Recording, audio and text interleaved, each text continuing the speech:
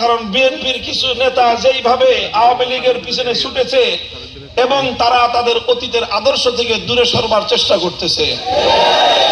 যদি তারাও এই ঘোষণা দেয়, বিএনপিও যদি এই ঘোষণা দেয় যে আমরাও ধর্মনিরপেক্ষতার রাজনীতি করি, তাহলে তাদেরকেও একই প্রশ্ন, তুমি বলো রাষ্ট্রের সঙ্গে ধর্মের সম্পর্ক থাকবে কি থাকবে না? যদি বলো রাষ্ট্রের সঙ্গে ধর্মের সম্পর্ক থাকবে, তাহলে তুমি ধর্মনিরপেক্ষ হতে পারবে না। আর যদি তুমি বলো যে রাষ্ট্রের সঙ্গে ধর্মের সম্পর্ক থাকবে না, তাহলে তুমি মুসলিম থাকতে পারলে না। এখন তুমি ফয়সালা করো, তুমি হয় ধর্মনিরপেক্ষ সেকুলার, না হয় তুমি মুসলিম। That is your own right. তুমি আগে সিদ্ধান্ত করো তুমি মুসলিম থাকবা না সেকুলার হইবা। আমরা কাউকে জোর করে কথা বলবো না যে বেঈমান হয়ে গেছে, কাফের হয়ে গেছে, এইসব কিছু আমরা বলবো না। তোমারটা তুমি সিদ্ধান্ত নাও, তুমি কি মুসলিম থাকবা না সেকুলার থাকবা। আমি যে কথা বলতে চাই, আল্লাহর কোরআনের আলোকে একই সঙ্গে মুসলিম থেকে সেকুলার হওয়া যায় না।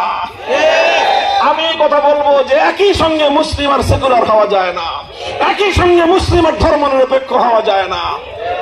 কোনটা তুমি পয়সা নিবা সেটা তোমার বিষয়, সেটা আমি তোমার উপরে চাপাইয়া দেব না। কথা পরিষ্কার? এখন কেউ বলতে পারেন যে হুজুর, এই যে বছর পর বছর ধরে যারা ধর্মনিরপেক্ষ মতবাদের রাজনীতি করে, ওরা তো একই সঙ্গে সেকুলারও আছে আবার মুসলিমও আছে, এটা হইলো কেমনে? আসলে হয়েছে কিভাবে? যে কোনো একটা, দুইটার যে কোনো একটা হয় আসলে তারা বুঝে শুনে সেকুলারিজম গ্রহণ করেছে, হয় তারা বুঝে শুনে ধর্মনিরপেক্ষতাকে গ্রহণ করেছে। যারা বুঝে শুনে ধর্মনিরপেক্ষ মতবাদ গ্রহণ করেছে, স্পষ্ট ঘোষণা, কোশ্চেন কালে তারা ইমানদার হতে পারে না। তবে আমার ধারণা হলো যারা ধর্মনিরপেক্ষ মতবাদের কথা বলে, একটাও ধর্মনিরপেক্ষ মতবাদ বুঝে শুনে গ্রহণ করে নাই। যেহেতু না বুঝে গ্রহণ করছে, এই জন্য ইমানটা ঠিক আছে, কিন্তু সব গণ্ড মূর্খের দল। কারণ না বুঝে একটা মতবাদ গ্রহণ করে শিক্ষিত মানুষ না মূর্খ মানুষ? মূর্খ, সব গণ্ড মূর্খ। যদি মূর্খ না হতো, মুসলমান হয়ে ধর্মনিরপেক্ষ মতবাদের অনুসারী হতে পারত না। মুহতারাম হাজিরিন, এই কথা জরুরি কথা। ওয়াজ জিন্দেগিতে অনেক শুনেছেন। ইমান আগে না আমল আগে? বলেন তো, ইমান আগে না আমল আগে?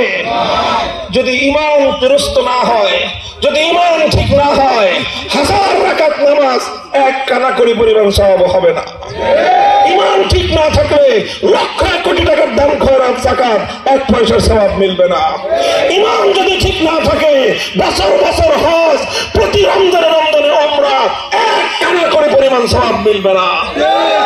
ইমান যদি ঠিক না থাকে, তাহাজ্জুদের সময় ঘুম থেকে উঠে যতই আপনি জায়নামাজ তালাশ করেন, ইমান যদি না থাকে, এই জায়নামাজ দিয়ে কি হবে আপনার?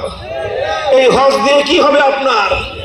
আবু জাহাল অনেক হজ করত, আর আবু জাহাল হজ করতে কি করতো না? প্রতি বছর হজ করত। আবু জাহাল্লা জিন্দগিতে কম করে না হলো 40 বার 50 বার হজ করেছে। ইমানদার না বেঈমান? কাজে আগে ইমান ঠিক করো, আমল পরে ঠিক করো। ইমান যার ঠিক নাই, তার আমলের এক কানা করে পরিমাণ মূল্য নাই।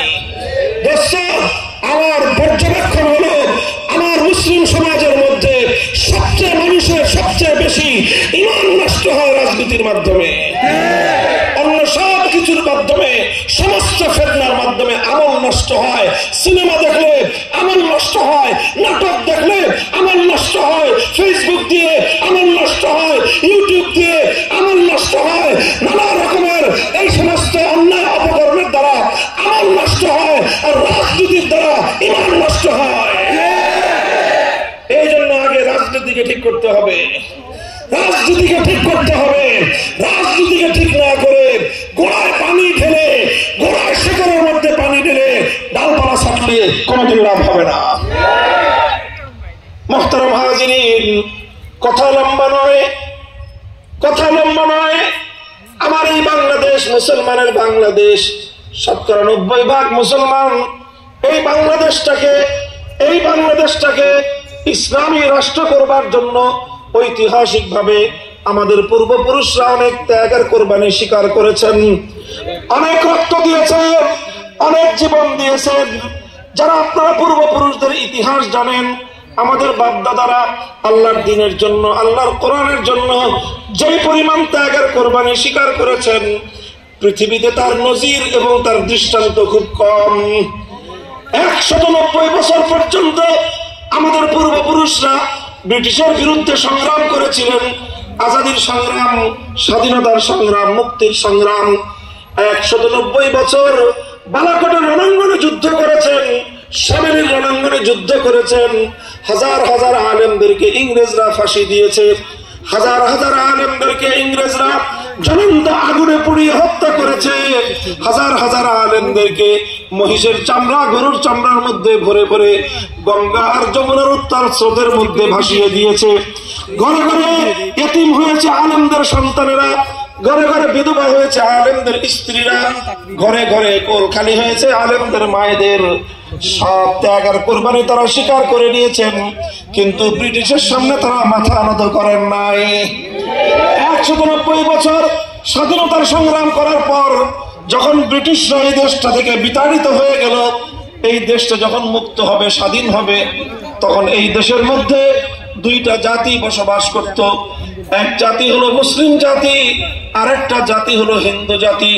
তখন দেশটা কারা চালাবে এটা নিয়ে বিতর্ক হলো। হিন্দুরা বলল একটা রাষ্ট্র চাই, যে এই রাষ্ট্রটা হবে ধর্মনিরপেক্ষ রাষ্ট্র। আর অধিকাংশ মুসলমানরা বলল যে না, ধর্মনিরপেক্ষ রাষ্ট্র করবার জন্য আমাদের বাপ-দাদারা জিহাদ করে নাই, তিতুমির জীবন দেয় নাই ধর্মনিরপেক্ষ রাষ্ট্র করবার জন্য। হাজী শরীয়তুল্লাহ ধর্মনিরপেক্ষতার জন্য লড়াই করে নাই। ফকির মজনু শাহ, আমাদের পূর্বপুরুষরা ধর্মনিরপেক্ষতার জন্য যুদ্ধ করে নাই। তারা লড়াই করেছে, যুদ্ধ করেছে, জীবন দিয়েছে, ত্যাগের কোরবানি স্বীকার করেছে শুধুমাত্র একটা উদ্দেশ্যে, আল্লাহর জমিনে কায়েম হবে আল্লাহর দ্বীন, ইসলামী রাষ্ট্র প্রতিষ্ঠা হবে, আইন চলবে আল্লাহর, সংবিধান হবে আল কোরআনের।